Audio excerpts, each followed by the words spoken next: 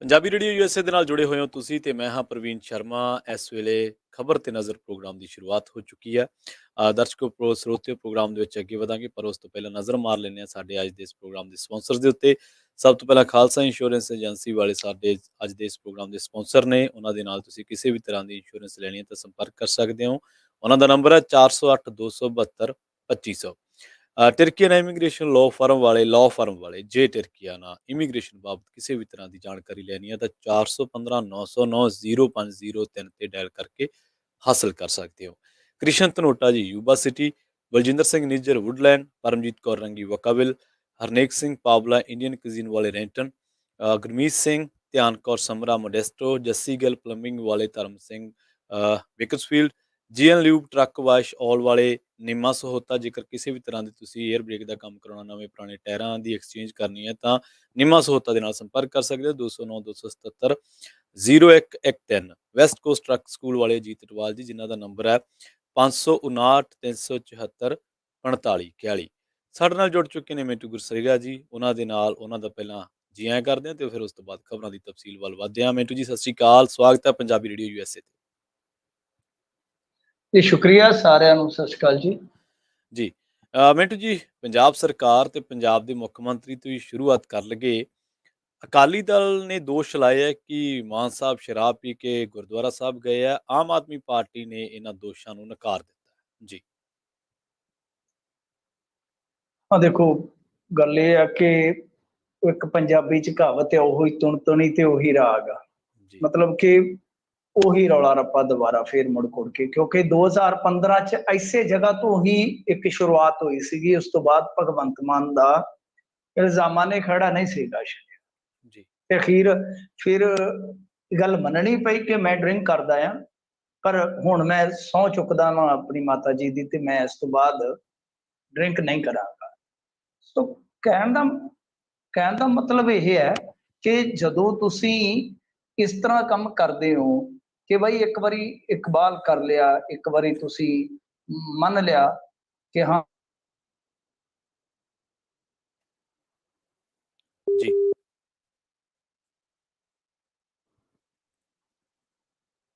Hello, ਹਾਂਜੀ ਹਾਂਜੀ ਮਿੰਟੂ ਜੀ, ਤੁਸੀਂ ਨਾਲ ਹੋ ਸਾਡੇ, ਤੁਹਾਡੀ ਆਵਾਜ਼ ਆ ਰਹੀ ਹੈ ਜੀ। ਠੀਕ ਹੈ ਜੀ, ਠੀਕ ਹੈ। ਮੈਂ ਕਹਿ ਰਿਹਾ ਸੀਗਾ ਕਿ ਦੇਖੋ ਇੱਥੋਂ ਸ਼ੁਰੂਆਤ ਹੋਈ ਸੀਗੀ। ਮੇਰੀ ਆਵਾਜ਼ ਆ ਰਹੀ ਸੀ ਤੁਹਾਨੂੰ ਸ਼ਾਇਦ, ਬਟ ਮੈਨੂੰ ਆਵਾਜ਼ ਨਹੀਂ ਸੀ ਆ ਰਹੀ ਤੁਹਾਡੀ। ਮੈਂ ਕਿਹਾ ਸ਼ਾਇਦ ਮੈਂ ਇਕੱਲਾ ਹੀ ਨਾ ਬੋਲੀ ਜਾਵਾਂ, ਤਾਂ ਖੈਰ ਅੱਛਾ। ਦੇਖੋ ਗੱਲ ਕੀ ਹੈ ਕਿ ਇੱਥੋਂ ਹੀ ਸ਼ੁਰੂ ਹੋਇਆ ਸੀਗਾ ਇਲਜ਼ਾਮਾਂ ਦਾ ਸਿਲਸਿਲਾ। ਤਖਤ ਸ਼੍ਰੀ ਦਮਦਮਾ ਸਾਹਿਬ ਤੋਂ ਅਰਵਿੰਦ ਕੇਜਰੀਵਾਲ ਆਏ ਸੀਗੇ ਤਾਂ ਉਦੋਂ ਸਭ ਤੋਂ ਪਹਿਲਾਂ ਬਠਿੰਡੇ ਦੇ ਪੱਤਰਕਾਰਾਂ ਨੇ, ਜਿਹੜੇ ਉਸ ਇਲਾਕੇ ਦੇ ਪੱਤਰਕਾਰਾਂ ਨੇ, ਤਾਂ ਉਦੋਂ ਖਬਰਾਂ ਲਾਈਆਂ ਸੀਗੀਆਂ ਤਾਂ ਇੱਥੋਂ ਇਲਜ਼ਾਮ ਤੁਰੇ ਸੀਗੇ। ਤਾਂ ਫਿਰ ਭਗਵੰਤ ਮਾਨ ਨੇ ਤਸਲੀਮ ਵੀ ਕੀਤਾ ਸੀ, ਇਸ ਗੱਲ ਨੂੰ ਪ੍ਰਵਾਨ ਵੀ ਕੀਤਾ ਕਿ ਮੈਂ ਪੀਂਦਾ ਸੀਗਾ ਤੇ ਮੈਂ ਹੁਣ ਛੱਡ ਦਿੱਤੀ ਹੈ। ਪਰ ਉਹਦੇ ਸਮੇਂ ਦੇ ਦਰਮਿਆਨ ਕਈ ਵਾਰੀ ਇਸ ਤਰ੍ਹਾਂ ਦੇ ਇਲਜ਼ਾਮ ਲੱਗੇ, ਇੱਥੋਂ ਤੱਕ ਕਿ ਸੰਸਦ ਦੇ ਵਿੱਚ ਵੀ ਆਪਾਂ ਨੂੰ ਪਤਾ ਕਿ ਦਾਰੂ ਪੀ ਕੇ ਆਉਣ ਜਾਂ ਹਵਾ ਉਡਾਉਣ ਦਾ ਦੋਸ਼ ਲੱਗਾ।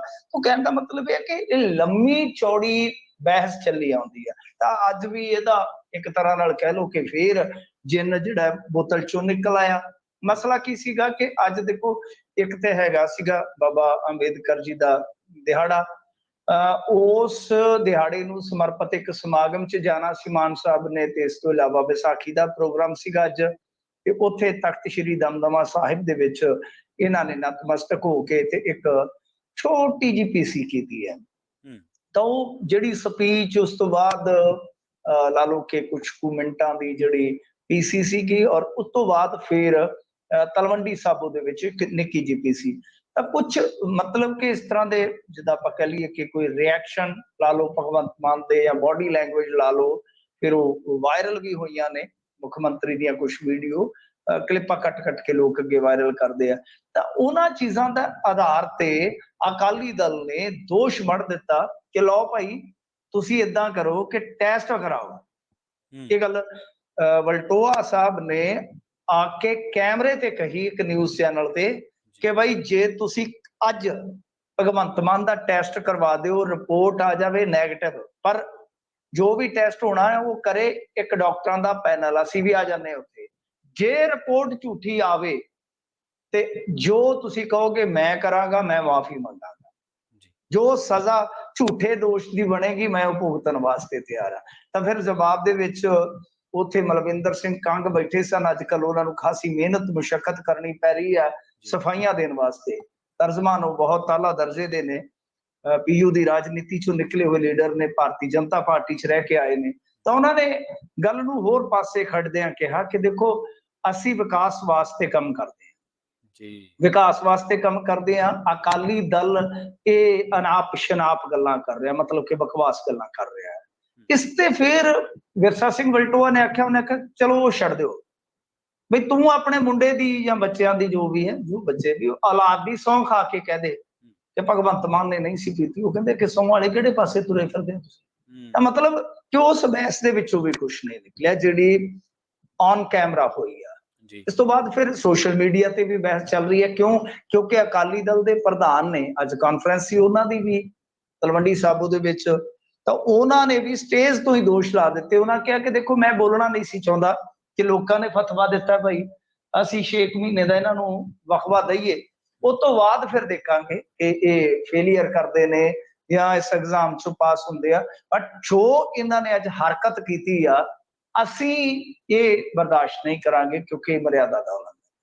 ਤੋਂ ਉਸ ਤੋਂ ਬਾਅਦ ਫਿਰ ਤੁਹਾਨੂੰ ਪਤਾ ਜ਼ਾਰਾ ਜੀ ਗੱਲ ਆ ਕਿ ਜਾਬਾਂ ਦਾ ਭੇਡ ਹੋਣਾ ਹੀ ਸੀਗਾ ਕਿ ਕੋਈ ਡਿਫੈਂਡ ਕਰੇਗਾ, ਕੋਈ ਅਟੈਕ ਕਰੇਗਾ। ਉਹ ਸਿਲਸਿਲਾ ਫਿਰ ਜਿਵੇਂ ਕਿਹਾ, ਮੈਂ ਵਾਰ-ਵਾਰ ਕਹਿ ਰਿਹਾ ਕਿ ਉਹੀ ਤੁੰਤਨੀ ਤੇ ਉਹੀ ਰਾਗ, ਮਤਲਬ ਕਿ ਹੁਣ ਇਸ ਬਹਿਸ ਦਾ ਅੰਤ ਅਸੀਂ ਨਹੀਂ ਕਰ ਸਕਦੇ, ਤੁਸੀਂ ਨਹੀਂ ਕਰ ਸਕਦੇ। ਹਾਂ ਠੀਕ ਹੈ, ਵੀਡੀਓ ਦੇਖ ਲਓ ਬਾਈ, ਤੁਹਾਨੂੰ ਕੁਛ ਲੱਗੇ ਤੁਸੀਂ ਆਪਣੇ ਹਿਸਾਬ ਨਾਲ ਆਪਣੀ ਪਰਸੈਪਸ਼ਨ ਬਣਾ ਲਓ, ਜੇ ਕਿਸੇ ਹੋਰ ਨੂੰ ਲੱਗਦਾ। ਪਰ ਆਫੀਸ਼ੀਅਲੀ ਤਾਂ ਕੋਈ ਨਤੀਜਾ ਤਦ ਹੀ ਨਿਕਲੇਗਾ ਨਾ ਜੇ ਕੋਈ ਬੰਦਾ ਆਫਰ ਕਰੇ। ਹਾਂ ਅੱਜ ਇਹ ਜਿਹੜੇ ਇਲਜ਼ਾਮਾਤ ਸੀ ਇਹਨਾਂ ਨੂੰ ਟਾਲਣ ਦਾ ਇੱਕ ਮੌਕਾ ਸੀਗਾ, ਕਿਉਂਕਿ ਜਦੋਂ ਗੁਰੂ ਘਰ ਜਾਣ ਤੇ ਇਲਜ਼ਾਮ ਲੱਗ ਜਾਣ ਕਿ ਤੁਸੀਂ ਦਾਰੂ ਪੀ ਕੇ ਆਏ ਆ ਇੱਕ ਮੁੱਖ ਮੰਤਰੀ ਤੇ, ਤਾਂ ਇੱਕ ਮੌਕਾ ਜ਼ਰੂਰ ਹੈ ਕਿ ਤੁਸੀਂ ਆਪਣਾ ਜੋ ਵੀ ਅੱਜ ਕੱਲ ਤੇ ਭੌਪੂ ਜਿਹਾ ਆਉਂਦਾ ਉਹਦੇ ਚ ਫੂਕ ਮਾਰੋ ਪਤਾ ਲੱਗ ਜਾਂਦਾ ਉਹ ਕਿੱਡੀ ਕੁ ਗੱਲ ਹੈ। ਟੈਸਟ ਟੂਸਟ ਦੇ ਕਰਾਉਣ ਦੀ ਤੇ ਲੋੜ ਹੀ ਨਹੀਂ ਹੈ। ਉਹ ਭੌਪੂ ਜਿਹਾ ਚੰਡੀਗੜ੍ਹ ਲੈ ਕੇ ਖਲੋਤੇ ਹੁੰਦੇ ਨੇ, ਮੈਨੂੰ ਨਹੀਂ ਪਤਾ ਉਹਨੂੰ ਕੀ ਕਹਿੰਦੇ, ਅਲਕੋਹਲਿਕ ਮੀਟਰ ਹੁੰਦਾ ਸ਼ਾਇਦ, ਤੇ ਉਹਦੇ ਵਿੱਚ ਫੂਕ ਮਾਰੋ ਜਦੇ ਹੀ ਦੱਸ ਦਿੰਦਾ ਹੈ। ਬਈ ਤੁਹਾਡੇ ਕੋਲ ਇਹਨਾਂ ਇਲਜ਼ਾਮਾਂ ਨੂੰ ਖਤਮ ਕਰਨ ਦਾ ਮੌਕਾ ਜ਼ਰੂਰ ਸੀਗਾ, ਪਰ ਹੁਣ ਦੇਖੋ ਕਿਸੇ ਨੂੰ ਆਪਾਂ ਮਜਬੂਰ ਨਹੀਂ ਕਰ ਸਕਦੇ, ਨਾ ਆਪਾਂ ਜਜਮੈਂਟਲ ਹੋ ਸਕਦੇ ਹਾਂ। ਅਸੀਂ ਨਹੀਂ ਹੋ ਸਕਦੇ ਕਿ ਹਾਂ ਜੀ ਇਹ ਲੱਗਦਾ ਸੀ, ਸਾਡਾ ਕੋਈ ਐਸਾ ਪੈਰਾਮੀਟਰ ਨਹੀਂ ਕਿ ਅਸੀਂ ਕਿਸੇ ਬੰਦੇ ਨੂੰ ਅੜਦਿਆਂ ਦੇਖ ਕੇ, ਥੜਕਦਿਆਂ ਦੇਖ ਕੇ ਕਹਿ ਦਈਏ ਕਿ ਉਹਨੇ ਪੀਤੀ ਸੀ। ਹਾਂ ਸੋਸ਼ਲ ਮੀਡੀਆ ਵਾਲੇ ਕਹਿ ਸਕਦੇ ਆ, ਬਾਈ ਦੂਜੇ ਕਹਿ ਸਕਦੇ ਆ, ਪਰ ਗੱਲ ਇਹ ਆ ਕਿ ਭਗਵੰਤ ਸਿੰਘ ਮਾਨ ਨੇ, ਹੁਣ ਪਤਾ ਨਹੀਂ ਕਿਵੇਂ ਤੇ ਕਿਉਂ ਹੋਇਆ, ਭਗਵੰਤ ਸਿੰਘ ਮਾਨ ਨੇ ਇੱਕ ਵਾਰੀ ਫਿਰ ਉਹੀ ਵਿਵਾਦ ਆਪਣੇ ਨਾਲ ਜੋੜ ਲਿਆ ਜਿਸ ਵਿਵਾਦ ਚੋਂ ਉਹ ਬਾ ਮੁਸ਼ਕਿਲ ਨਿਕਲੇ ਸਨ। ਸੋ ਅਹਿਮਕ ਕੱਪੇ ਆਪਣਾ ਪੈਰ। ਕਈ ਵਾਰ ਜਿਹੜਾ ਮੂਰਖ ਬੰਦਾ ਹੁੰਦਾ ਬਈ ਆਪਣਾ ਪੈਰ ਆਪ ਕੱਪ ਲੈਂਦਾ। ਹੁਣ ਮੈਨੂੰ ਨਹੀਂ ਪਤਾ ਕਿ ਉਹਨਾਂ ਨੇ ਕੁਛ ਐਸਾ ਵੈਸਾ ਕੀਤਾ ਜਾਂ ਕੋਈ ਕੁਦਰਤੀ ਹੋਇਆ ਜਾਂ ਮਤਲਬ ਕਿ ਪਤਾ ਨਹੀਂ ਇਲਜ਼ਾਮ ਜਿਹੜੇ ਝੂਠੇ ਜਾਂ ਸੱਚੇ ਆ, ਪਰ ਇੱਕ ਗੱਲ ਜ਼ਰੂਰ ਆ ਕਿ ਇਲਜ਼ਾਮ ਬਹੁਤ ਗੰਭੀਰ ਨੇ। ਨੰਬਰ 1 ਕਿ ਹੁਣ ਤੁਸੀਂ ਚੀਫ ਮਿਨਿਸਟਰ ਹੋ, ਨੰਬਰ 2 ਕਿ ਤੁਸੀਂ ਪਬਲਿਕ ਪਲੇਸ ਦੇ ਵਿੱਚ ਹੀ ਨਹੀਂ, ਤੁਸੀਂ ਧਾਰਮਿਕ ਸਥਾਨ ਦੇ ਵਿੱਚ। ਤਾਂ ਹੁਣ ਸਫਾਈ ਦੇਣ ਦਾ ਬਾਈ ਉਹਨਾਂ ਦਾ ਜਿੰਮਾ ਹੈ, ਉਹ ਕਿਸ ਤਰੀਕੇ ਨਾਲ ਅੱਗੇ ਜਾ ਕੇ ਇਸ ਤੋਂ ਕਾਊਂਟਰ ਕਰਕੇ ਅੱਗੇ ਵੱਧਦੇ ਆ, ਇਸ ਤੋਂ ਅੱਗੇ ਜਾ ਕੇ ਉਹ ਕਿਸ ਤਰ੍ਹਾਂ ਲੋਕਾਂ ਦਾ ਭਰੋਸਾ ਜਿੱਤਦੇ ਪਤਾ ਨਹੀਂ। ਪਰ ਸੋਸ਼ਲ ਮੀਡੀਆ ਤੇ ਜਿਹੜੀ ਖਬਰ ਆ ਪਿਛਲੇ 6-7 ਘੰਟਿਆਂ ਤੋਂ ਮੇਰੇ ਖਿਆਲ ਦੇ ਨਾਲ ਪੂਰੀ ਟ੍ਰੈਂਡਿੰਗ 'ਚ ਚੱਲ ਰਹੀ ਹੈ ਜੀ। ਸੋਸ਼ਲ ਮੀਡੀਆ ਤੇ ਇੱਕ ਹੋਰ ਚਰਚਾ ਜਾਂ ਖਬਰ ਚੱਲ ਰਹੀ ਹੈ ਮਿੰਟੂ ਜੀ, ਉਹ ਇਹ ਹੈ ਵੀ ਸਰਕਾਰ ਲਗਜ਼ਰੀ ਗੱਡੀਆਂ, ਫੋਰਚੂਨਰ ਗੱਡੀਆਂ ਖਰੀਦਣ ਜਾ ਰਹੀ ਹੈ। ਕਿ ਸਰਕਾਰ ਨੇ ਇਸ ਮਸਲੇ ਤੇ ਵੀ ਕੋਈ ਪ੍ਰਤੀਕਿਰਿਆ ਦਿੱਤੀ ਹੈ, ਟਿੱਪਣੀ ਦਿੱਤੀ ਹੈ, ਸਫਾਈ ਦਿੱਤੀ ਹੈ? ਨਹੀਂ ਦੇਖੋ, ਸੋਸ਼ਲ ਮੀਡੀਆ ਦੀ ਉਹ ਖਬਰ ਨਹੀਂ ਹੈਗੀ। ਬੇਸਿਕਲੀ ਇਹ ਖਬਰ ਜਿਹੜੀ ਹੁੰਦੀ ਹੈ ਉਹ ਕਈ ਵਾਰ ਕੀ ਹੁੰਦਾ ਹੈ ਕਿ ਕਿਸੇ ਅਖਬਾਰ 'ਚ ਛਪਦੀ ਹੈ। ਫਰਜ਼ ਕਰੋ ਇੱਕ ਅੰਗਰੇਜ਼ੀ ਅਖਬਾਰ 'ਚ ਛਪ ਗਈ, ਤਾਂ ਉੱਥੋਂ ਕੀ ਹੁੰਦਾ ਹੈ ਕਿ ਵੈਬ ਚੈਨਲ ਚੱਕਦੇ ਨੇ, ਕਿਉਂਕਿ ਸਾਡਾ ਬਹੁਤ ਵੱਡਾ ਤਬਕਾ ਉੱਥੋਂ ਤੱਕ ਪਹੁੰਚਦਾ ਹੀ ਨਹੀਂ, ਬਹੁਤ ਸਾਰੇ ਅਖਬਾਰਾਂ ਤੱਕ ਪਹੁੰਚਦਾ ਨਹੀਂ। ਸਾਡਾ ਤੇ ਮਾਫ ਕਰਨਾ ਪੱਤਰਕਾਰ ਤਬਕਾ ਹੀ ਨਹੀਂ ਪਹੁੰਚਦਾ।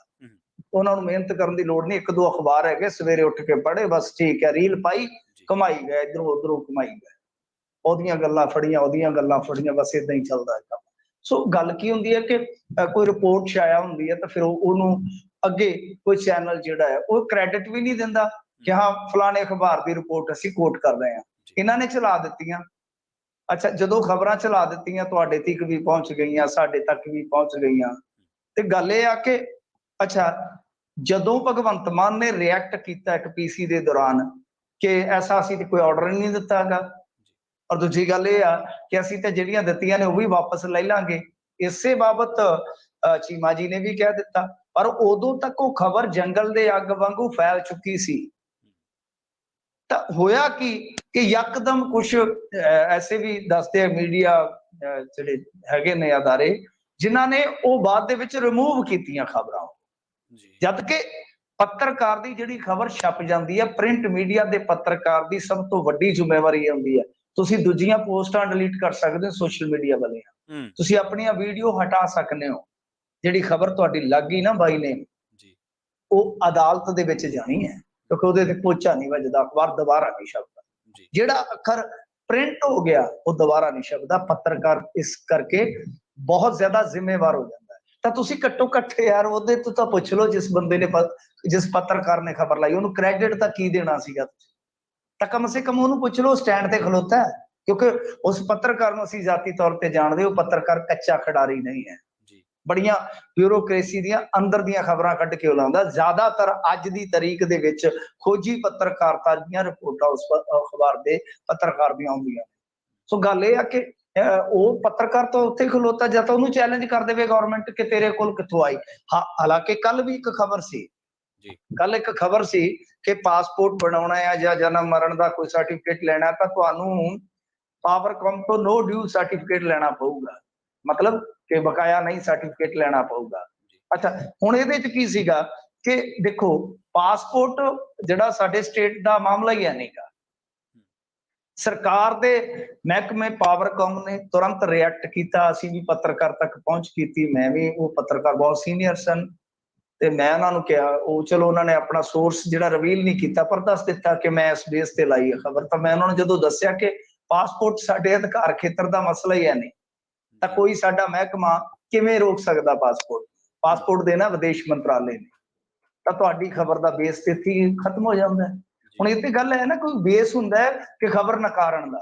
ਹੁਣ ਜਾਂ ਤਾਂ ਗਵਰਨਮੈਂਟ ਇਹ ਕਹਿ ਦੇਵੇ ਕਿ ਦੇਖੋ ਜੀ ਮਤਲਬ ਕਿ ਸਾਡੇ ਕੋਲ ਆ ਲਿਖਤ ਪਈ ਹੈ, ਆ ਰਿਕਾਰਡ ਪਿਆ, ਇਹਦੇ ਵਿੱਚ ਤੇ ਕਿਤੇ ਵੀ ਕੁਝ ਨਹੀਂ ਹੈਗਾ। ਹੁਣ ਜਿਹੜਾ ਪੱਤਰਕਾਰ ਹੈ ਉਹਨੇ ਖਬਰ ਲਾਈ ਹੈ, ਜੇ ਉਹਨੇ ਖਬਰ ਝੂਠੀ ਲਾਈ ਹੈ ਤੁਸੀਂ ਉਹਨੂੰ ਚੈਲੰਜ ਤੇ ਕਰੋ ਮਾੜਾ ਜਿਹਾ, ਤੁਸੀਂ ਉਹਨੂੰ ਚੈਲੰਜ ਨਹੀਂ ਕਰ ਰਹੇ, ਬਲਕਿ ਇਹ ਹੈ ਕਿ ਜਦੋਂ ਗੱਲ ਉੜ ਗਈ, ਕਿਉਂਕਿ ਅੰਦਰ ਖਾਤੇ ਦੇਖੋ ਸਾਡੇ ਕੋਲ ਜਿਹੜੀ ਇਨਫੋਰਮੇਸ਼ਨ ਹੁੰਦੀ ਹੈ ਆਫ ਦੇ ਰਿਕਾਰਡ ਕੁਛ ਇਸ ਤਰ੍ਹਾਂ ਦੀ ਹੁੰਦੀ ਹੈ ਕਿ ਅਸੀਂ ਕਈ ਵਾਰ ਉਹਨੂੰ ਗਰੇਜ਼ ਕਰਦੇ ਹਾਂ। ਇਹਨਾਂ ਦਾ ਰੌਲਾ ਤੇ ਜਿੱਦਣ ਕਾਰਾਂ ਦੀ ਵੰਡ ਹੋਈ ਹੈ ਸਾਨੂੰ ਪਤਾ ਰਾਤ ਦੇ 12-1 ਵਜੇ ਤੱਕ ਚੱਲਦਾ ਰਿਹਾ ਆਪੋ ਵਿੱਚ ਦੀ, ਜਿਨ੍ਹਾਂ ਦੀ ਕੋਈ ਪਹੁੰਚ ਸੀ ਉਹ ਅੱਛੀਆਂ ਗੱਡੀਆਂ ਲੈ ਗਏ, ਦੂਜਿਆਂ ਨੂੰ ਥੋੜੀਆਂ ਵਿਚਾਰਿਆਂ ਨੂੰ ਕੰਡਮ ਮਿਲ ਗਈਆਂ ਜਿਹੜੇ ਪਹਿਲੀ ਵਾਰ ਗਏ ਸਨ। ਏਦਾਂ ਹੋਇਆ, ਆਪਣੀ ਇਹਨਾਂ ਦੇ ਬੰਦੇ ਦੱਸਦੇ ਵਿੱਚੋਂ ਕਿ ਉਹ ਦਿਨ ਵੰਡ 12-1 ਵਜੇ ਤੱਕ ਚੱਲਦੀ ਰਹੀ ਹੈ। ਫਿਰ ਦੂਜੀ ਚੀਜ਼ ਹੈ ਕਿ ਦੇਖੋ ਜੇ ਆਪਾਂ ਅਮਰਿੰਦਰ ਸਿੰਘ ਦੀ ਸਰਕਾਰ ਨੂੰ ਦੇਖ ਲਈਏ ਜਾਂ ਬਾਦਲ ਸਰਕਾਰ ਨੂੰ ਦੇਖ ਲਈਏ, ਉਹਨਾਂ ਨੇ ਵੀ ਤਾਂ ਗੱਡੀਆਂ ਲਈਆਂ ਨੇ ਇੱਕ ਮੌਕੇ ਤੇ, ਗੱਡੀਆਂ ਤੇ ਇਹਨਾਂ ਨੂੰ ਵੀ ਲੈਣੀਆਂ ਪੈਣਗੀਆਂ। ਇੱਕ ਮੰਤਰੀ ਬਾਰੇ ਇਹਨਾਂ ਦੀ ਵੀ ਚਰਚਾ ਚੱਲਦੀ ਹੈ ਕਿ ਮੰਤਰੀ ਨਾ ਖੁਸ਼ ਹੈ ਕਿ 15-20 ਹਜ਼ਾਰ ਕਿਲੋਮੀਟਰ ਚੱਲੀ ਗੱਡੀ ਮੈਂ ਨਹੀਂ ਲੈਂਦਾ, ਮੈਨੂੰ ਤੇ ਨਵੀਂ ਦਿਓ ਫੋਰਚੂਨਰ। ਸੋ ਫੋਰਚੂਨਰਾਂ ਦਾ ਹੀ ਰੌਲਾ ਸੀਗਾ। ਤਾਂ ਕਹਿਣ ਦਾ ਮਤਲਬ ਕਿ ਜਾਂ ਤਾਂ ਤੁਸੀਂ ਉਸ ਖਬਰ ਨੂੰ ਚੈਲੰਜ ਕਰੋ ਜਿਹਦੇ ਆਧਾਰ ਤੇ ਗੱਲ ਚੱਲੀ ਹੈ, ਸੋਸ਼ਲ ਮੀਡੀਆ ਦੀ ਖਬਰ ਨਹੀਂ ਹੈ ਇਹ, ਸਾਨੂੰ ਭਰਮ ਮਿਟਾ ਦੇਣਾ ਚਾਹੀਦਾ ਹੈ ਕਿ ਸੋਸ਼ਲ ਮੀਡੀਆ ਦੀ ਖਬਰ ਹੈ। ਬੇਸਿਕਲੀ ਇਹ ਛਪੀ ਹੋਈ ਅਖਬਾਰ ਦੀ ਖਬਰ ਹੈ, ਜਾਂ ਤਾਂ ਤੁਸੀਂ ਆਫੀਸ਼ੀਅਲੀ ਕਹਿ ਦਿਓ ਕਿ ਇਹ ਖਬਰ ਝੂਠੀ ਹੈ ਜੀ, ਪੱਤਰਕਾਰ ਝੂਠਾ ਹੈ, ਫਿਰ ਆਪੇ ਪੱਤਰਕਾਰ ਤੁਹਾਨੂੰ ਦੱਸੇਗਾ, ਤੁਹਾਨੂੰ ਜਵਾਬ ਦੇਵੇਗਾ। ਸੋ ਇਸ ਕਰਕੇ ਮੇਰੇ ਕਹਿਣ ਦਾ ਮਤਲਬ ਇਹੋ ਹੈ ਕਿ ਜਿਵੇਂ ਪ੍ਰਗਟ ਸਿੰਘ ਨੇ ਟਵੀਟ ਕਰ ਦਿੱਤਾ, ਹੁਣ ਸਾਡੇ ਜਿਹੜੇ ਪੱਤਰਕਾਰ ਉੱਥੇ ਪੀਸੀ 'ਚ ਵੀ ਬੈਠੇ ਸਨ ਭੈਣ ਭਰਾ, ਉਹਨਾਂ ਨੇ ਵੀ ਪ੍ਰਗਟ ਸਿੰਘ ਨੂੰ ਕੋਟ ਕੀਤਾ ਹੈ, ਨਾ ਕਿ ਖਬਰ ਨੂੰ ਕੋਟ ਕੀਤਾ, ਕਿਉਂਕਿ ਖਬਰ ਤੱਕ ਸ਼ਾਇਦ ਪੱਤਰਕਾਰ ਪਹੁੰਚੇ ਨਹੀਂ ਸਨ ਜੀ। ਤਾਂ ਉਹ ਪ੍ਰਗਟ ਸਿੰਘ ਨੂੰ ਕੋਟ ਕਰ ਰਹੇ ਸਨ ਤੇ ਪ੍ਰਗਟ ਸਿੰਘ ਨੂੰ ਜਵਾਬ ਉਹਨੇ ਦੇ ਦਿੱਤਾ ਕਿ ਅਸੀਂ ਤਾਂ ਪ੍ਰਗਟ ਸਿੰਘ ਹੋਰਾਂ ਕੋਲ ਜਿਹੜੀਆਂ ਹੈਗੀਆਂ ਉਹ ਵੀ ਲੈ ਲੈਣੀਆਂ ਨੇ ਵਾਪਸ। ਸੋ ਇਹ ਆ ਕਿ ਥੋੜਾ ਇਸ ਮਾਮਲੇ ਦੇ ਵਿੱਚ ਖੁੱਲ ਕੇ ਜੇ ਤੁਸੀਂ ਦੇਖੋਗੇ ਤਾਂ ਭਾਈ ਕਿਤੇ ਨਾ ਕਿਤੇ ਇਹ ਮਾਮਲਾ ਜਿਹੜਾ ਉਹ ਇੱਕ ਕਹਿ ਲਓ ਕਿ ਐਸੇ ਜਰਨਲਿਸਟ ਦੇ ਨਾਲ ਜੁੜਦਾ ਜਿਹਦੀ ਆਪਾਂ ਕਹਿ ਲਈਏ ਕਿ ਪੱਤਰਕਾਰਤਾ ਜਿਹੜੀ ਬੜੀ ਪਾਏਦਾਰ ਪੱਤਰਕਾਰਤਾ ਹੈ, ਤਾਂ ਉਸ ਖਬਰ ਨੂੰ ਨਾ ਨਕਾਰ ਕੇ ਇੱਕ ਲੀਡਰ ਦੇ ਪ੍ਰਤੀਕਰਮ ਨੂੰ ਨਕਾਰਿਆ ਜਾ ਰਿਹਾ ਸਰਕਾਰ। ਜੀ, ਮਿੰਟੂ ਜੀ, ਇਹ ਤਾਂ ਚਲੋ ਮੌਜੂਦਾ ਸਰਕਾਰ ਦੀਆਂ ਗੱਲਾਂ ਹੋ ਨਿਬੜੀਆਂ। ਸਾਬਕਾ ਮੁੱਖ ਮੰਤਰੀ ਸਾਹਿਬ ਦੀ ਵੀ ਗੱਲ ਕਰ ਲਈਏ, ਚੰਨੀ ਸਾਹਿਬ ਦੀ। ਚੰਨੀ ਸਾਹਿਬ ਤੋਂ 6-7 ਘੰਟੇ ਪੁੱਛ ਕੇ ਪੜਤਾਲ ਕੀਤੀ ਈਡੀ ਨੇ, ਸਿੱਧੂ ਸਾਹਿਬ ਨੇ ਵੀ ਕੋਈ ਟਵੀਟ ਛੱਡ ਦਿੱਤਾ। ਹਾਂਜੀ ਦੇਖੋ, ਈਡੀ ਦਾ ਉਹੀ ਮਸਲਾ ਹੈ ਕਿ ਇਹਨਾਂ ਦਾ ਇੱਕ ਰਿਸ਼ਤੇਦਾਰ ਹੈ ਜਿਹੜਾ ਉਹ ਸਿਕੰਜੇ ਦੇ ਵਿੱਚ, ਉਹਦੇ ਖਿਲਾਫ ਚਾਰਜਸ਼ੀਟ ਜਿਹੜੀ ਆ ਫਾਈਲ ਹੋਈ ਵੀ ਹੈ। ਚਾਰਜਸ਼ੀਟ ਦੇ ਵਿੱਚ ਚੰਨੀ ਜੀ ਦਾ ਕਿਤੇ ਨਾ ਤੇਰਾ ਜ਼ਿਕਰ ਜ਼ਰੂਰ ਆਊਗਾ। ਸੋ ਈਡੀ ਨੇ ਉਹ ਜਿਹੜਾ ਜ਼ਿਕਰ ਆ ਉਹ ਕਰਕੇ ਤੇ ਫਿਕਰ ਵਧਾਇਆ। ਈਡੀ ਦੀ ਜਿਹੜੀ ਕਹਾਣੀ ਹੈ ਉਹ ਸਪਸ਼ਟ ਹੈ ਜੀ। ਉਹਦੇ ਵਿੱਚ ਕਥਿਤ ਤੌਰ ਤੇ ਜਿਹੜੇ ਦੋਸ਼ ਨੇ ਉਹ ਅਈਓ ਨੇ ਕਿ ਬਈ ਇਹਨਾਂ ਕੋਲੋਂ ਜਿਹੜੀ ਰਾਸ਼ੀ ਜਾਂ ਰਕਮ ਬਰਾਮਦ ਹੋਈ ਆ, ਉਹਦੇ ਭਾਂਜੇ ਕੋਲੋਂ ਥੋੜੇ ਜਿਹੇ ਪੈਸੇ, ਇਹ ਜੋ ਥੋੜੇ ਜਿਹੇ ਹੈ ਪੈਸੇ ਮੈਂ ਖਰਚ ਤੁਮ पे करूं कैसे, ਥੋੜੇ ਜਿਹੇ ਪੈਸੇ ਬਰਾਮਦ ਹੋਏ ਸਨ। ਉਹ ਵੀ ਉਦੋਂ ਜਦੋਂ ਮਾਡਲ ਕੋਡ ਆਫ ਕੰਡਕਟ ਲੱਗਾ ਸੀ। तो ये जो थोड़े से हैं पैसे खर्च तुम पे करूं कैसे, ਤਾਂ ਉਹ ਜਿਹੜੇ ਬਰਾਮਦ ਹੋਏ ਸੀਗੇ ਤਾਂ ਉਹ ਪੈਸੇ ਈਡੀ ਦੇ ਮੁਤਾਬਕ ਸਾਰੇ ਇਕੱਠੇ ਕੀਤੇ ਗਏ ਸਨ ਤਬਾਦਲਿਆਂ ਤੋਂ, ਜਾਂ ਜਿਹੜੀ ਇਲੀਗਲ ਮਾਈਨਿੰਗ ਹੁੰਦੀ ਹੈ। ਤਾਂ ਫਿਰ ਉਸ ਤੋਂ ਬਾਅਦ ਇਹ ਵੀ ਜ਼ਿਕਰ ਆਇਆ ਕਿ ਅੱਜ ਕੱਲ ਇਮੀਗ੍ਰੇਸ਼ਨ ਦਾ ਕੰਮ ਹੁੰਦਾ ਹੈ, ਇੱਕ ਐਸੀ ਵੀ ਇਹਨਾਂ ਨੇ ਫਰਮ ਬਣਾ ਰੱਖੀ ਸੀਗੀ ਵਗੈਰਾ ਵਗੈਰਾ। ਇਹ ਸਾਰੇ ਦੋਸ਼ ਲੱਗੇ ਨੇ। ਹੁਣ ਇਹ ਜਿਹੜੇ ਦੋਸ਼ ਲੱਗੇ ਆ ਉਹਦੇ ਚ ਚਰਨਜੀਤ ਸਿੰਘ ਚੰਨੀ ਜਦੋਂ ਤੱਕ ਪਾਵਰਫੁਲ ਸਨ ਉਦੋਂ ਤੱਕ ਤੇ ਉਹਨਾਂ ਨੇ ਗੱਲ ਗੋਲੀ ਨਹੀਂ, ਜਿਵੇਂ ਕਹਿੰਦਾ ਮਾੜੀ ਮੋਟੀ ਸੱਟ ਗੋਲਦਾ ਨਹੀਂ, ਇੱਕ ਗਾਣਾ ਆਇਆ ਸੀਗਾ। ਤਾਂ ਬਸ ਮਾੜੀ ਮੋਟੀ ਗੱਲ ਉਦੋਂ ਤੇ ਗੋਲਦਾ ਨਹੀਂ ਸੀ ਚਰਨਜੀਤ ਸਿੰਘ ਚੰਨੀ। ਉਦੋਂ ਉਹਨੂੰ ਜਹਾਜ਼ ਮਤਲਬ ਕਿ ਹੁੰਟੇ ਲੈਣ ਦਾ, ਗੁੱਲੀ ਡੰਡਾ ਖੇਡਣ ਦਾ, ਗੋਲਕੀਪਿੰਗ ਕਰਨ ਦਾ, ਸੀਪ ਲਾਉਣ ਦਾ, ਇਹ ਸਾਰਾ ਕੁਝ ਮਤਲਬ ਕਿ ਬੜਾ ਨਜ਼ਾਰਾ ਆ ਰਿਹਾ ਸੀਗਾ। ਫੁਰਸਤ ਹੀ ਹੈ ਨਹੀਂ ਸੀਗੀ, ਬੜੀ ਮਸ਼ਰੂਫੀਅਤ ਸੀਗੀ ਉਹਨਾਂ ਦੀ। ਤਾਂ ਉਸ ਤੋਂ ਬਾਅਦ ਹੁਣ ਜਦੋਂ ਪਾਵਰਲੈਸ ਹੋ ਗਏ ਆ ਤਾਂ ਨਾਲ ਦੀ ਨਾਲ ਜਦ ਹੀ ਉਹ ਸਮਨਿੰਗ ਹੋਈ ਆ ਨਵੇਂ ਸਿਰੇ ਤੋਂ, ਚੱਟ ਗਏ ਚਲੇ ਉੱਥੋਂ। ਤੇ ਫਿਰ ਜਾ ਕੇ ਉਹਨਾਂ ਨੇ 5-6 ਘੰਟੇ ਉੱਥੇ ਬਿਤਾਏ ਆ। ਉੱਥੇ ਮਤਲਬ ਕਿ ਜਲੰਧਰ ਦੇ ਵਿੱਚ ਈਡੀ ਦਾ ਦਫ਼ਤਰ ਆ। ਉਸ ਤੋਂ ਬਾਅਦ ਇਹਨਾਂ ਨੇ ਆਪ ਹੀ ਜਾਣਕਾਰੀ ਦਿੱਤੀ ਆ ਕਿ ਵੇਖੋ ਜੀ ਮੈਂ ਇਨਵੈਸਟੀਗੇਸ਼ਨ ਜੁਆਇਨ ਕੀਤੀ ਆ ਤੇ ਹੁਣ ਮੁੜ ਮੈਨੂੰ ਪੇਸ਼ ਹੋਣ ਤੇ ਕੋਈ ਹਾਲ ਦੀ ਘੜੀ ਕੋਈ ਹੁਕਮ ਨਹੀਂ ਹੋਇਆ, ਜਾਨੀ ਕੋਈ ਉਹਨਾਂ ਨੇ ਕਿਹਾ ਨਹੀਂ ਹੈ। ਬਾਅਦ ਦੇ ਵਿੱਚ ਚਲੋ ਇਹ ਗੱਲ ਜਿਹੜੀ ਹੈ ਉਹ ਇੱਥੇ ਨਿਬੜ ਜਾਂਦੀ ਹੈ। तो कहानी मैं ਤੁਹਾਨੂੰ ਸਾਫ਼ ਕਰ ਦਿੱਤੀ ਹੈ, ਸਪਸ਼ਟ ਕਰ ਦਿੱਤੀ ਹੈ। ਇਧਰ ਨਾਲ ਦੀ ਨਾਲ ਸਿੱਧੂ ਨੇ ਆਪਣੇ ਅਧਿਕਾਰਤ ਟਵਿੱਟਰ ਹੈਂਡਲ ਤੋਂ ਟਵੀਟ ਛੱਡ ਦਿੱਤਾ, ਮੇਰੀ ਲੜਾਈ ਪੰਜਾਬ ਲਈ ਸੀ ਨਾ ਕਿ ਰੇਤ ਲਈ।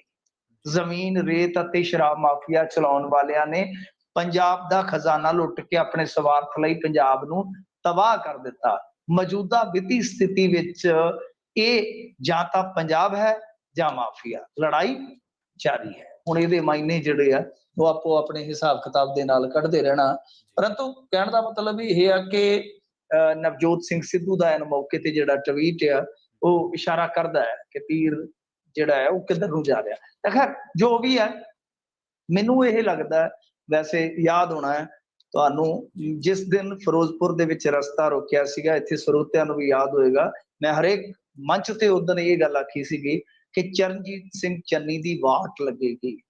ਵਾਟ ਲੱਗੇਗੀ, ਝੂਠੀ ਲੱਗੇ ਸੱਚੀ ਲੱਗੇ, ਕਿੱਥੋਂ ਤੀਕ ਲੱਗਦੀ ਆ ਪਤਾ ਨਹੀਂ ਹੈ, ਪਰ ਵਾਟ ਜ਼ਰੂਰ ਲੱਗੇਗੀ। ਆ ਤੁਹਾਡੇ ਸਾਹਮਣੇ ਆ ਵਾਟ ਲਾਤੀ ਆ।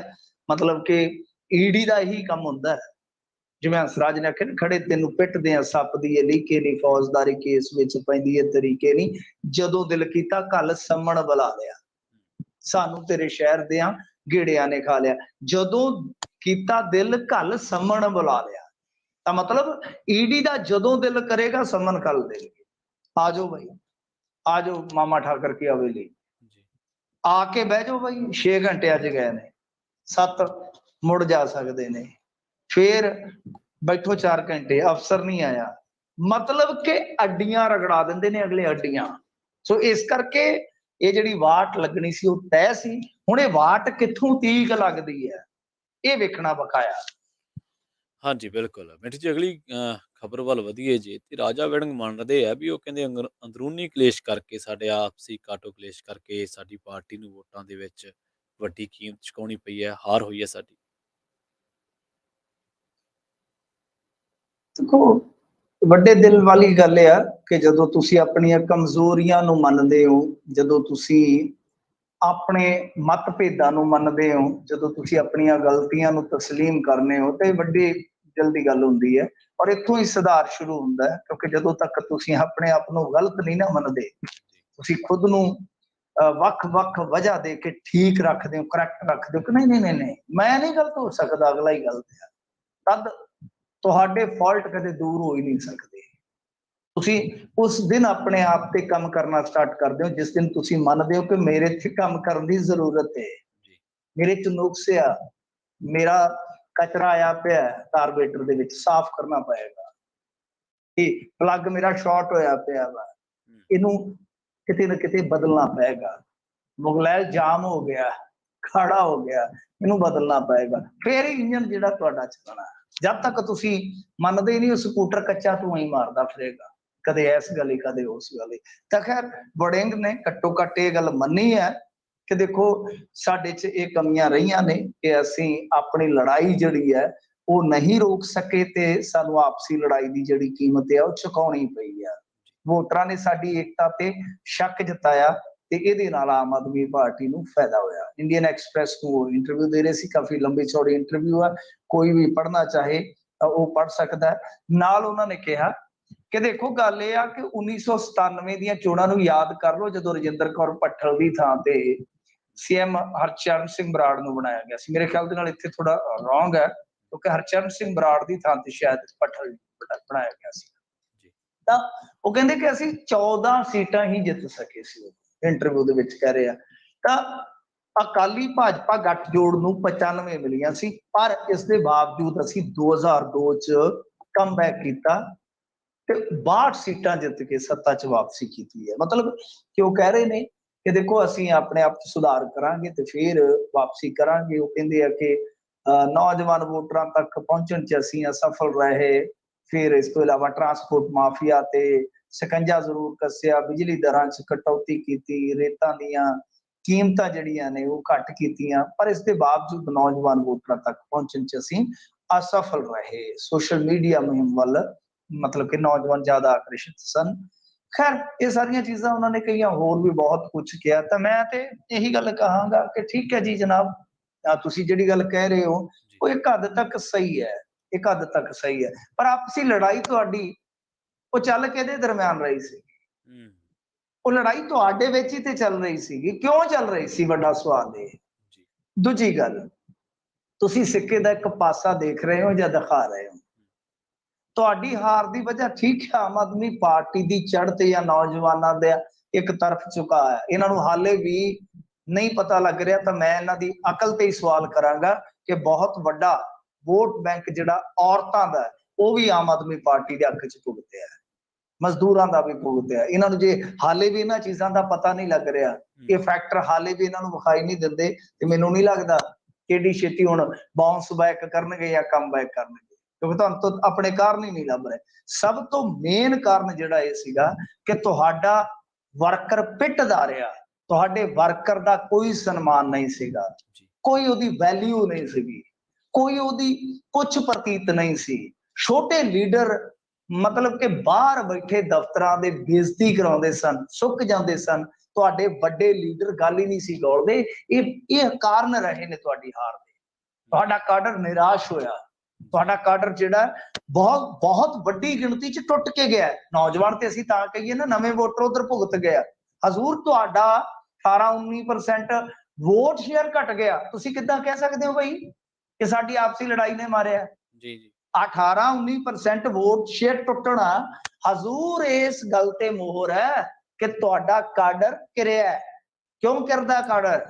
ਜਦੋਂ ਤੁਹਾਡੀਆਂ ਨੀਤੀਆਂ ਤੋਂ ਨਾ ਖੁਸ਼ ਹੋਏਗਾ, ਜਾਂ ਤੁਹਾਡੀਆਂ ਲੜਾਈਆਂ ਤੋਂ ਨਾ ਖੁਸ਼ ਹੋਏਗਾ, ਜਾਂ ਜੋ ਮਾਣ ਸਨਮਾਨ ਉਹਨੂੰ ਮਿਲਣਾ ਚਾਹੀਦਾ ਨਾ ਮਿਲਣ ਕਰਕੇ ਨਾ ਖੁਸ਼ ਹੋਏਗਾ, ਉਦੋਂ ਕਾਡਰ ਟੁੱਟਦਾ ਹੈ।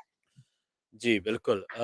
ਜਲਿਆਂਵਾਲੇ ਬਾਗ ਦੇ ਵਿੱਚ ਵੀ ਸਿਆਸਤਦਾਨਾਂ ਦਰਮਿਆਨ ਦੂਰੀਆਂ ਰਹੀਆਂ ਦੀ ਉਹਦੀ ਵੀ ਚਰਚਾ ਖਾਸੀ ਹੈ ਮਿੰਟੂ ਜੀ।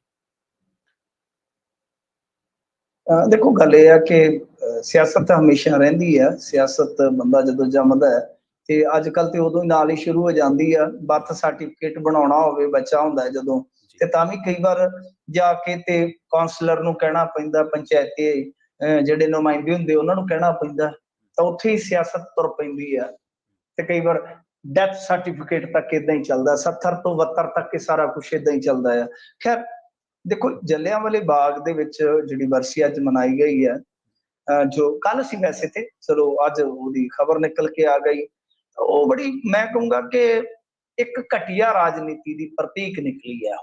जी होया की है कि मसला जिहड़ा है, वो थोड़ा मैं बैकग्राउंड भी समझा देना है। जलियांवाला बाग जो भी साਂਭ संभाल दा जिम्मा है, वो पंजाब सरकार कोल कोई नहीं है। असल दे विच वो एक ट्रस्ट दे मार्फत केंद्र सरकार ही देखदा है। उस ट्रस्ट ते पहला कई दहाके गलबा कांग्रेसियां दा रहा, इन्हां ने एक्ट च सुधार करके कांग्रेसियां नूं लांभे कर दिता। अजकल भाजपा दी चढ़दे आ। हुण जदों भाजपा चढ़ो खती करेगी, इन्हां नूं पता है कि सानूं वो किते ना किते मोढे मारनगे। जी इन्हां ने उत्थे शिरकत तां जरूर कीती है कांग्रेसियां ने, पर होया कि जदों समापन हो गया, इख्तिताम हो गया, सारा मतलब कि प्रोग्राम निबड़ गया, उस तो बाद इन्हां ने जाके स्टेज ते किते हाज़री लवाई। अदरवाइज कुछ पीड़ित परिवार जां उन्हां दे वारस जिहड़े आ, उन्हां दे नाल जरूर इन्हां ने फोटोआं वगैरह करवाईयां ने। सो आ सूरत हाल रही आ।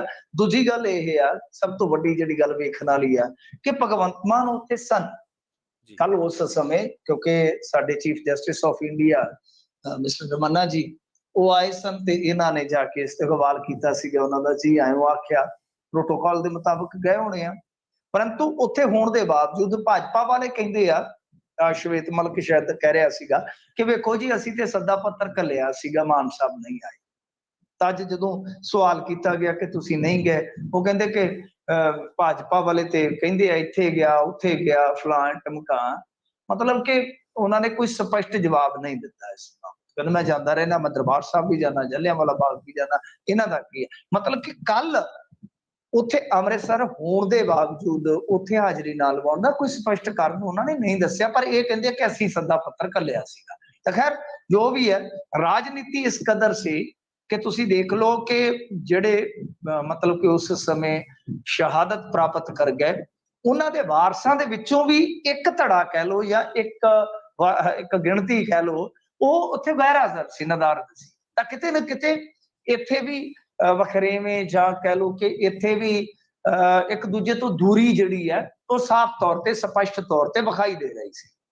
ਜੀ ਮੈਨੂੰ ਜੀ ਦਿੱਲੀ ਵੱਲ ਵਧੀਏ, ਮੁੱਖ ਮੰਤਰੀ ਸਾਹਿਬ ਅਰਵਿੰਦ ਕੇਜਰੀਵਾਲ ਦਾਅਵਾ ਕਰਦੇ ਆ ਵੀ ਕਈ ਵਿਧਾਇਕਾਂ ਦੇ, ਕਈ ਵਕੀਲਾਂ ਦੇ ਬੱਚੇ ਅੱਜ ਕੱਲ ਸਰਕਾਰੀ ਸਕੂਲਾਂ ਦੇ ਵਿੱਚ ਪੜ੍ਹ ਰਹੇ ਆ। ਨਹੀਂ, ਅੱਛੀ ਗੱਲ ਹੈ ਜੀ। ਇਹਨਾਂ ਦੇ ਉੱਥੇ ਜੇ ਇਦਾਂ ਦਾ ਸਿਲਸਿਲਾ ਚੱਲ ਰਿਹਾ, ਹੁਣ ਮੈਨੂੰ ਤਾਂ ਪਤਾ ਨਹੀਂ, ਮੈਂ ਤੇ ਦਿੱਲੀ ਗਾਂ ਗਿਆ ਨਹੀਂ ਹੈ। ਜੋ ਕੋਈ ਗਿਆ ਵਾ ਤੇ ਉਹ ਦੱਸ ਸਕਦਾ ਹੈ ਕਿ ਉੱਥੇ ਕਿੰਨੇ ਕੁ ਵਿਧਾਇਕਾਂ ਦੇ ਬੱਚੇ ਪੜ੍ਹਦੇ ਨੇ, ਜਾਂ ਇਹ ਆਪ ਦੱਸ ਸਕਦੇ ਆ ਕਿੰਨੇ ਕੁ ਅਫਸਰਾਨ ਜਿਹੜੇ ਆ ਉਹ ਆਪਣੇ ਬੱਚਿਆਂ ਨੂੰ ਉੱਥੇ ਦਾਖਲ ਕਰਵਾਉਂਦੇ। ਵੈਸੇ ਪਿੱਛੇ ਜੇ ਸਾਡੇ ਵੀ ਇੱਥੇ ਮੇਰੇ ਖਿਆਲ ਦੇ ਨਾਲ ਜ਼ਿਲ੍ਹੇ 'ਚ ਸਾਡੇ ਡੀਸੀ ਨੇ ਆਪਣਾ ਬੱਚਾ ਪੜ੍ਹਨੇ ਪਾਇਆ ਸੀ, ਉਸ ਤੋਂ ਬਾਅਦ ਡੀਸੀ ਨੂੰ ਬਦਲ ਦਿੱਤਾ ਗਿਆ।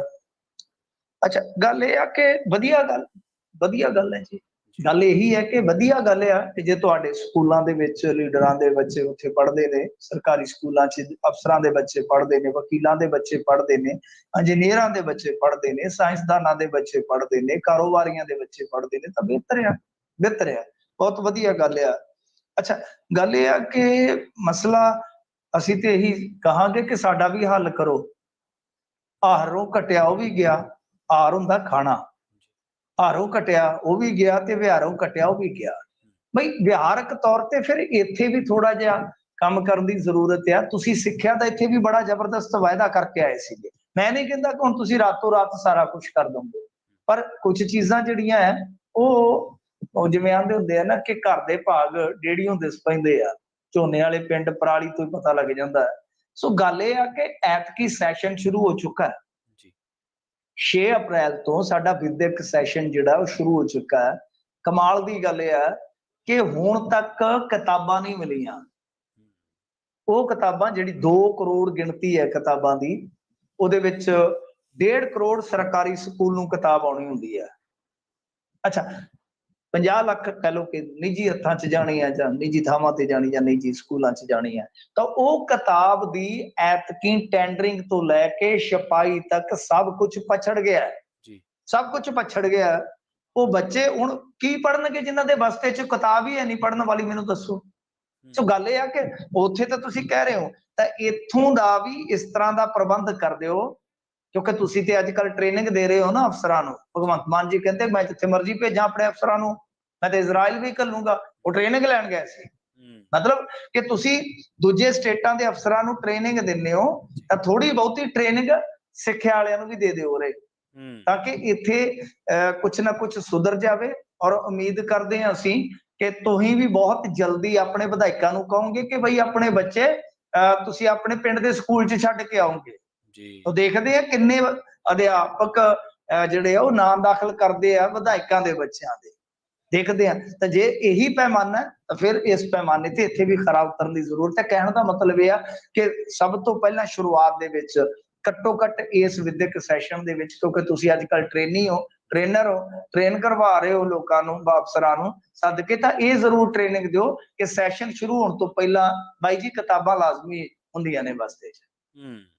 ਅੱਛਾ ਮਿੰਟੂ ਜੀ, ਨਿੰਬੂਆਂ ਦੀ ਗੱਲ ਕਰੀਏ ਜਾਂਦੇ ਜਾਂਦੇ, ਇਹ ਤਾਂ ਗੱਲ ਸੱਚ ਆ ਵੀ ਭਾਅ ਜਿਹੜਾ 300 ਤੋਂ ਟੱਪ ਗਿਆ ਹੈ, ਤੇ ਦੱਸਦੇ ਆ ਵੀ ਹੁਣ ਚੋਰੀਆਂ ਵੀ ਹੋ ਰਹੀਆਂ ਨੇ, ਨਿੰਬੂ ਬਾਗਾਂ 'ਚ ਤੋੜਿਆ ਜਾ ਰਿਹਾ। 450 ਜੀ, 450 450 ਤੇ ਸੱਚ ਆ ਮਿੰਟੂ ਜੀ ਵੀ 450 ਤੋਂ ਪਾਰ ਟੱਪਿਆ ਜੀ ਕੁਛ।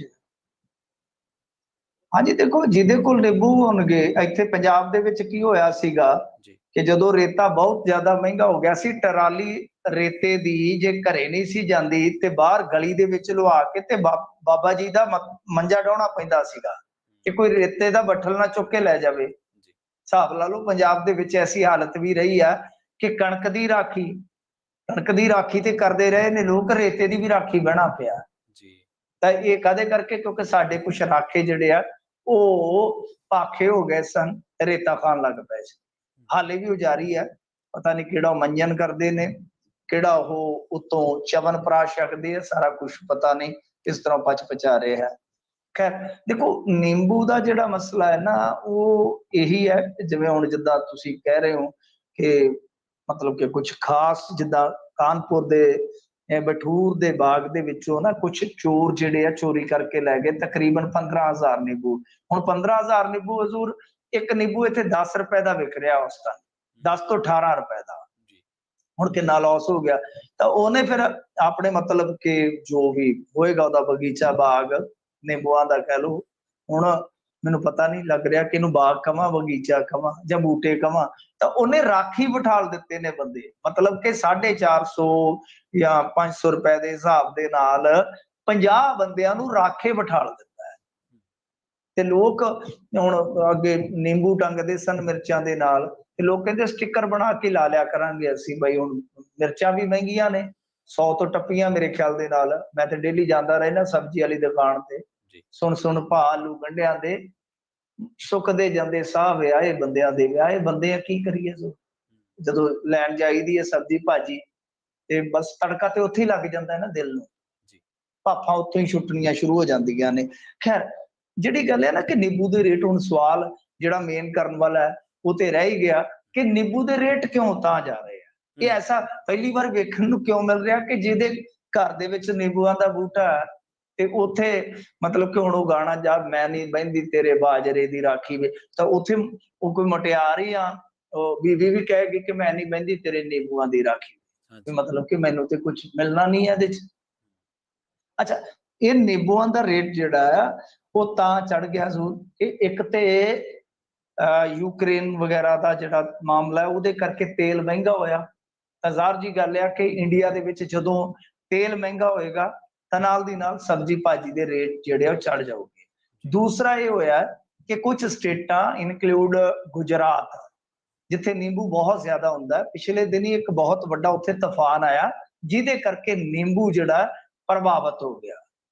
ਸੋ ਤੀਜੀ ਗੱਲ ਇਹ ਆ ਕਿ ਡਿਮਾਂਡ ਵੀ ਵੱਧ ਗਈ ਐਨ ਮੌਕੇ ਤੇ, ਕਿਉਂਕਿ ਆ ਜਿਹੜੇ ਇੱਧਰ ਜਿੱਦਾਂ ਲਾ ਲਈਏ ਰਾਮਨੌਮੀ ਦਾ ਦਿਨ ਆ ਗਿਆ ਵਿੱਚ, ਮੇਰੇ ਖਿਆਲ ਦੇ ਨਾਲ ਮੁਸਲਿਮ ਭਾਈਚਾਰੇ ਦਾ ਤਿਉਹਾਰ ਆ ਗਿਆ, ਤਾਂ ਇਹਨਾਂ ਦਿਨਾਂ ਦੇ ਵਿੱਚ ਵੈਸੇ ਵੀ ਗਰਮੀ ਹੈ ਤਾਂ ਡਿਮਾਂਡ ਵੀ ਵੱਧ ਜਾਂਦੀ ਹੈ। ਸੋ ਇਹ ਸਾਰੀਆਂ ਚੀਜ਼ਾਂ ਨੇ ਜਿਹਦੇ ਕਰਕੇ ਰੇਟ ਵਧਿਆ।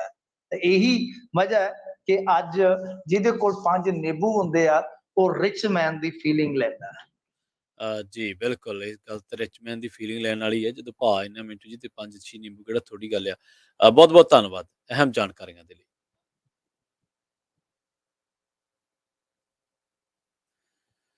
ਸੋ ਦਰਸ਼ਕੋ ਸਰੋਤੇ ਸਨ ਆਪਣੇ ਨਾਲ ਮਿੰਟੂ ਗੁਰਸਰੀਆ ਜੀ, ਜਿਨ੍ਹਾਂ ਦੇ ਨਾਲ ਆਪਾਂ ਕਈ ਅਹਿਮ ਖਬਰਾਂ ਬਾਰੇ ਚਰਚਾ ਕੀਤੀ ਹੈ। ਇਹ ਪ੍ਰੋਗਰਾਮ ਦੇ ਵਿੱਚ ਹੁਣ ਰੁਕਾਂਗੇ ਇੱਕ ਛੋਟੇ ਜਿਹੇ ਬ੍ਰੇਕ ਦੇ ਲਈ, ਉਸ ਤੋਂ ਬਾਅਦ ਕੋਈ ਹੋਰ ਅਹਿਮ ਖਬਰਾਂ ਦੇ ਬਾਰੇ ਵੀ ਤੁਹਾਨੂੰ ਜਾਣਕਾਰੀਆਂ ਦਿੰਦੇ ਚੱਲਾਂਗੇ। ਮਿਲਦੇ ਹਾਂ ਇੱਕ ਛੋਟੇ ਜਿਹੇ ਬ੍ਰੇਕ ਤੋਂ ਬਾਅਦ। ਜੁੜੇ ਰਹੋ ਪੰਜਾਬੀ ਰੇਡੀਓ ਯੂਐਸਏ ਦੇ ਨਾਲ।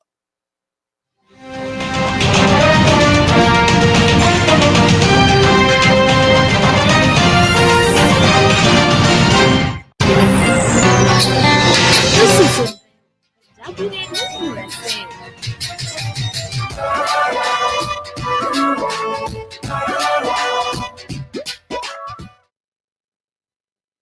मैं ना पनीर पकौड़े खाने आ। नो मामा, मैं पिज्जा ऑर्डर करना है। हो कोई ना, दोनों चीज़ां मिलणगियां। The original Chicago pizza and curry, जिथे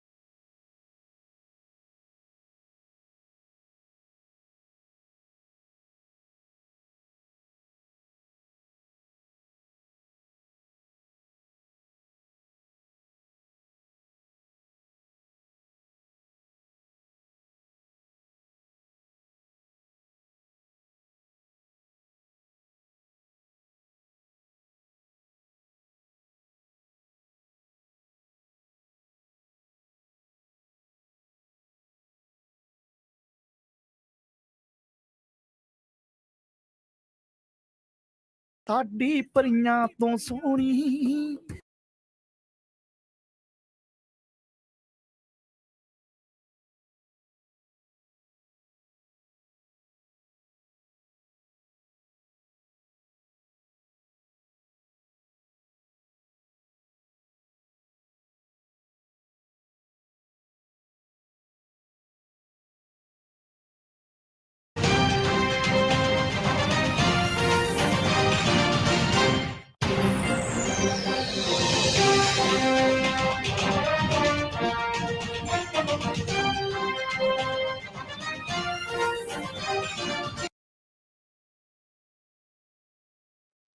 ਪੰਜਾਬੀ ਰੇਡੀਓ ਯੂਐਸਏ ਦੇ ਨਾਲ ਜੁੜੇ ਹੋਏ ਹੋ ਤੁਸੀਂ ਤੇ ਮੈਂ ਹਾਂ ਪ੍ਰਵੀਨ ਸ਼ਰਮਾ। ਪ੍ਰੋਗਰਾਮ ਦੇ ਅਗਲੇ ਹਿੱਸੇ ਦੇ ਵਿੱਚ ਇੱਕ ਵਾਰ ਫਿਰ ਤੋਂ ਤੁਹਾਡਾ ਸਾਰਿਆਂ ਦਾ ਸਵਾਗਤ ਹੈ ਕਿ ਅਹਿਮ ਹੋਰ ਖਬਰਾਂ ਤੇ ਦਰਸ਼ਕ ਸਰੋਤੇ ਝਾਤ ਮਾਰਦੇ ਚੱਲਦੇ ਹਾਂ। ਸ਼ੁਰੂਆਤ ਕਰਦੇ ਹਾਂ ਸੁਪਰੀਮ ਕੋਰਟ ਤੋਂ। ਸੁਪਰੀਮ ਕੋਰਟ ਨੇ ਹੇਟ ਸਪੀਚ ਦੇ ਮਾਮਲੇ ਦੇ ਵਿੱਚ ਇੱਕ ਡਾਇਰੈਕਸ਼ਨ ਆਈ ਆ। ਪਿਛਲੇ ਸਾਲ ਦਸੰਬਰ ਦੇ ਵਿੱਚ ਉੱਤਰਾਖੰਡ ਦੇ ਹਰਿਦੁਆਰ ਅਤੇ ਦੇਸ਼ ਦੀ ਰਾਜਧਾਨੀ ਦਿੱਲੀ ਦੇ ਵਿੱਚ ਜਿਹੜੇ ਧਰਮ ਸਭਾ ਹੋਈ ਸੀਗੀ, ਕਰਵਾਈ ਗਈ ਸੀਗੀ, ਉਹਦੇ ਵਿੱਚ ਨਫ਼ਰਤ ਭਰੇ ਭਾਸ਼ਣ ਨੂੰ ਲੈ ਕੇ ਸੁਪਰੀਮ ਕੋਰਟ ਦੇ ਵਿੱਚ ਸੁਣਵਾਈ ਹੋਈ ਆ। ਦਿੱਲੀ ਪੁਲਿਸ ਨੇ ਅਦਾਲਤ ਨੂੰ ਆਪਣਾ ਜਵਾਬ ਦਿੱਤਾ। ਪੁਲਿਸ ਨੇ ਕਿਹਾ ਹੈ ਕਿ ਧਰਮ ਸਭਾ ਦੇ ਵਿੱਚ ਕਿਸੇ ਵੀ ਭਾਈਚਾਰੇ ਵਿਰੁੱਧ ਕੋਈ ਖਾਸ ਟਿੱਪਣੀ ਨਹੀਂ ਕੀਤੀ ਗਈ। ਤੁਹਾਨੂੰ ਦੱਸਣਾ ਬਣਦਾ ਹੈ ਕਿ ਧਰਮ ਸੰਸਦ ਦੇ ਵਿੱਚ ਕਥਿਤ ਨਫ਼ਰਤ ਭਰੇ ਭਾਸ਼ਣ ਦੀ ਜਾਂਚ ਦੇ ਲਈ ਅਦਾਲਤ ਨੂੰ ਨਿਰਦੇਸ਼ ਦੇਣ ਦੀ ਮੰਗ ਜਿਹੜੀ ਹੈ ਕੀਤੀ ਗਈ ਸੀਗੀ। ਦਿੱਲੀ ਪੁਲਿਸ ਨੇ ਜਿਹੜਾ ਹਲਫਨਾਮਾ ਦਾਇਰ ਕੀਤਾ ਹੈ, ਉਹ ਹਲਫਨਾਮਾ ਇਹ ਗੱਲ ਕਹਿੰਦਾ ਹੈ ਕਿ ਪਟੀਸ਼ਨ ਕਰਤਾਵਾਂ ਨੇ ਕਥਿਤ ਘਟਨਾ ਬਾਰੇ ਕੋਈ ਕਾਰਵਾਈ ਕਰਨ ਦੇ ਲਈ ਉਹਨਾਂ ਤੱਕ ਪਹੁੰਚ ਨਹੀਂ ਕੀਤੀ ਅਤੇ ਸਿੱਧੇ ਤੌਰ ਤੇ ਅਦਾਲਤ ਦਾ ਰੁਖ ਕੀਤਾ ਤੇ ਅਜਿਹੀ ਪ੍ਰਥਾ ਨੂੰ ਰੋਕਿਆ ਜਾਣਾ ਚਾਹੀਦਾ ਹੈ। ਦੱਸਣਾ ਬਣਦਾ ਹੈ ਕਿ ਪੱਤਰਕਾਰ ਕੁਰਬਾਨ ਅਲੀ, ਪਟਨਾ ਹਾਈ ਕੋਰਟ ਦੇ ਸਾਬਕਾ ਜੱਜ ਅਤੇ ਸੀਨੀਅਰ ਵਕੀਲ ਅੰਜਨਾ ਪ੍ਰਕਾਸ਼ ਨੇ ਨਫ਼ਰਤ ਭਰੇ ਭਾਸ਼ਣ ਨੂੰ ਲੈ ਕੇ ਇਹ ਪਟੀਸ਼ਨ ਜਿਹੜੀ ਹੈ ਉਹ ਦਾਇਰ ਕੀਤੀ ਸੀ। ਖਰਗੋਨ ਦਾ ਰੁਖ ਕਰਦੇ ਆ, ਜਿੱਥੇ ਮੱਧ ਪ੍ਰਦੇਸ਼ ਦੇ ਖਰਗੋਨ ਇਲਾਕੇ ਦੇ ਵਿੱਚ ਹਿੰਸਾ ਹੋਈ ਸੀ ਰਾਮਨੌਮੀ ਦੇ ਮੌਕੇ, ਤਾਂ ਕਰਫਿਊ ਜਿਹੜਾ ਹਲੇ ਵੀ ਜਾਰੀ ਹੈ। ਅਧਿਕਾਰੀਆਂ ਨੇ ਦੱਸਿਆ ਵੀ 100 ਤੋਂ ਵੱਧ ਪਰਿਵਾਰਾਂ ਨੂੰ ਸ਼ਹਿਰ ਤੋਂ ਪ੍ਰਵਾਸ ਕਰਨ ਦੇ ਲਈ ਮਜਬੂਰ ਕਰਨ ਸੰਬੰਧੀ ਖਬਰਾਂ ਨੇ ਜਿਹੜੀਆਂ ਉਹ ਗਲਤ ਨੇ, ਇਹ ਗੱਲ ਦੀ ਜਾਣਕਾਰੀ ਦਿੱਤੀ ਹੈ। ਉਧਰ ਦੂਜੇ ਪਾਸੇ ਸੂਬਾ ਸਰਕਾਰ ਨੇ ਦੰਗਾਕਾਰੀਆਂ ਤੋਂ ਹਰਜਾਨਾ ਵਸੂਲਣ ਦੇ ਲਈ ਇੱਕ ਟ੍ਰਿਬਿਊਨਲ ਬਣਾ ਦਿੱਤਾ। ਇਸ ਤੋਂ ਇਲਾਵਾ ਸਾਰੇ ਜ਼ਿਲ੍ਹਿਆਂ ਨੂੰ ਆਗਾਮੀ ਤਿਉਹਾਰਾਂ ਦੇ ਦੌਰਾਨ ਚੌਕਸ ਰਹਿਣ ਦੀ ਹਦਾਇਤ ਕੀਤੀ ਗਈ ਹੈ। ਸੋ ਮੱਧ ਪ੍ਰਦੇਸ਼ ਦੇ ਖਰਗੋਨ ਦੇ ਵਿੱਚ ਹੀ ਜਿਹੜੀ ਹਿੰਸਾ ਹੋਈ ਹੈ, ਉਸ ਟਿੱਪਣੀ ਕਰਦੇ ਹੋਏ ਦੂਜੇ ਸੂਬੇ ਦੇ ਇੱਕ ਮਸਜਿਦ ਦੀ ਤਸਵੀਰ ਟਵੀਟ ਕਰਨ ਦੇ ਮਾਮਲੇ ਦੇ ਵਿੱਚ ਅਤੇ ਕੱਟੜਵਾਦ ਨੂੰ ਸ਼ਹਿ ਦੇਣ ਦੇ ਦੋਸ਼ ਦੇ ਹੇਠ ਕਾਂਗਰਸ ਦੇ ਸੀਨੀਅਰ ਆਗੂ ਦਿਗਵਿਜੇ ਸਿੰਘ ਦੇ ਖਿਲਾਫ ਸੂਬੇ ਦੇ 5 ਸ਼ਹਿਰਾਂ ਦੇ ਵਿੱਚ FIR ਦਰਜ ਕੀਤੀਆਂ ਗਈਆਂ ਨੇ। ਇੱਕ ਅਧਿਕਾਰੀ ਨੇ ਇਹ ਜਾਣਕਾਰੀ ਦਿੱਤੀ ਹੈ। ਸੋ ਦੱਸਣਾ ਇਹ ਵੀ ਬਣਦਾ ਹੈ ਕਿ ਜਿਹੜੇ ਮਿਲਿੰਦ ਢੋਕੇ ਆ, ਜਿਹੜੇ ਸਬ ਡਿਵੀਜ਼ਨਲ ਮੈਜਿਸਟ੍ਰੇਟ ਆ, ਉਹਨਾਂ ਨੇ ਦੱਸਿਆ ਵੀ 100 ਤੋਂ ਵੱਧ ਪਰਿਵਾਰਾਂ ਨੇ ਜਿਹੜਾ ਪ੍ਰਵਾਸ ਕਰਨ ਦੀਆਂ ਖਬਰਾਂ ਵਾ ਉਹ ਝੂਠ ਆ, ਉਹ ਸੱਚ ਨਹੀਂ ਆ। ਅਸਲ ਦੇ ਵਿੱਚ ਭੋਪਾਲ ਦੇ ਵਿੱਚ ਸੂਬੇ ਦੇ DGP ਨੂੰ ਇੱਕ ਮੰਗ ਪੱਤਰ ਦਿੱਤਾ ਗਿਆ ਸੀ ਮੌਲਵੀਆਂ ਦੇ ਵੱਲੋਂ, ਤੇ ਇਹ ਦੋਸ਼ ਲਗਾਇਆ ਗਿਆ ਸੀਗਾ ਕਿ ਰਾਮਨੌਮੀ ਦੇ ਜਲੂਸ ਦੇ ਦੌਰਾਨ ਕਹਿ ਲਓ, ਇੱਕ ਮਸਜਿਦ ਦੀ ਕੰਧ ਤੇ ਧਾਰਮਿਕ ਝੰਡੇ ਲਾਏ ਗਏ, ਨਾਅਰੇਬਾਜ਼ੀ ਕੀਤੀ ਗਈ, ਹੁੱਲੜਬਾਜ਼ੀ ਕੀਤੀ ਗਈ। ਤੇ ਇਸ ਸੰਬੰਧੀ ਸੋਸ਼ਲ ਮੀਡੀਆ ਤੇ ਜਿਹੜੀ ਹੈ ਤਸਵੀਰ ਵੀ ਵਾਇਰਲ ਹੋਈ ਸੀ, ਵੀਡੀਓ ਵਾਇਰਲ ਹੋਈ ਸੀ, ਜਦ ਕਿ ਪੁਲਿਸ ਨੇ ਕਿਹਾ ਹੈ, ਜਿਹੜੇ ਚੁਰਸੀਆ ਨੇ, ਜਿਹੜੇ ਕਿ ਪੁਲਿਸ ਸੁਪਰੀਡੈਂਟ ਨੇ ਨੀਰਜ ਚੁਰਸੀਆ, ਉਹਨਾਂ ਨੇ ਦੱਸਿਆ ਵੀ ਇਹ ਜਿਹੜੀਆਂ ਤਸਵੀਰਾਂ ਨੇ ਇਹ ਖਰਗੋਣ ਦੀਆਂ ਨਹੀਂ ਨੇ। ਉਹਨਾਂ ਨੇ ਇਹਨਾਂ ਤਸਵੀਰਾਂ ਤੋਂ ਇਨਕਾਰ ਕੀਤਾ ਹੈ। ਸੋ ਅਗਲੀ ਜਿਹੜੀ ਖਬਰ ਆ ਉਹ ਕਸ਼ਮੀਰ ਤੋਂ ਹੈ। ਦੱਖਣੀ ਕਸ਼ਮੀਰ ਦੇ ਸ਼ੋਪੀਆਂ ਦੇ ਬੜੀਗਾਮ ਇਲਾਕੇ ਦੇ ਵਿੱਚ ਸੁਰੱਖਿਆ ਬਲਾਂ ਅਤੇ ਅੱਤਵਾਦੀਆਂ ਦੇ ਵਿਚਾਲੇ ਮੁੱਠਭੇੜ ਹੋਈ ਸੀ।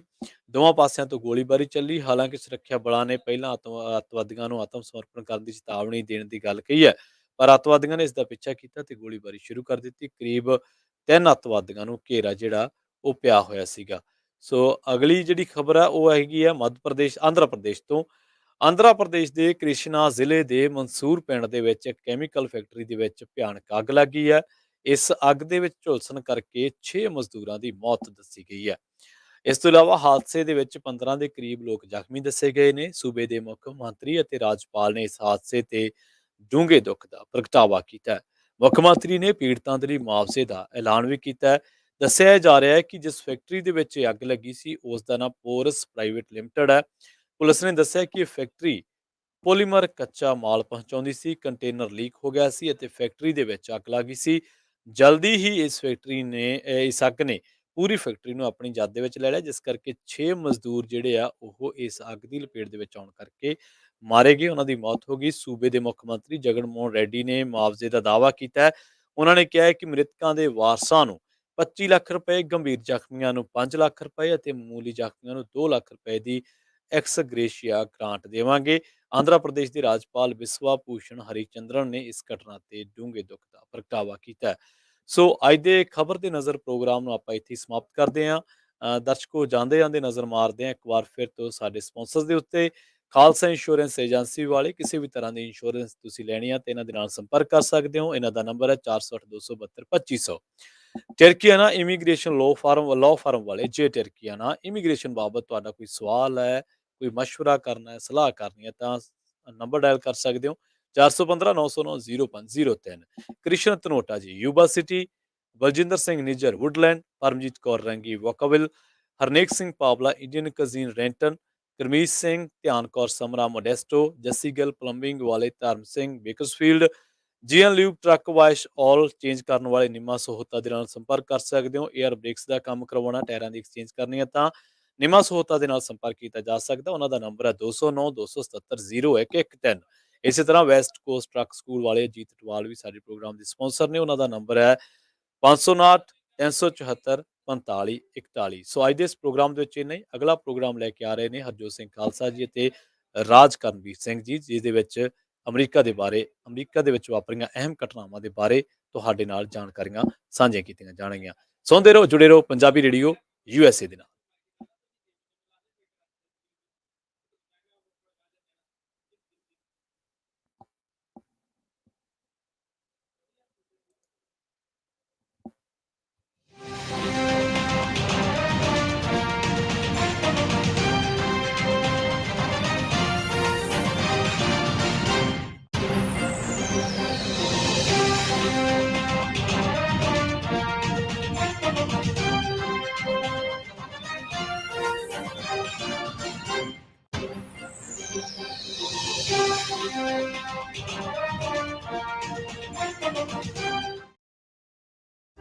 ਤੁਸੀਂ ਸੁਣ ਰਹੇ ਹੋ ਪੰਜਾਬੀ ਰੇਡੀਓ USA KOBO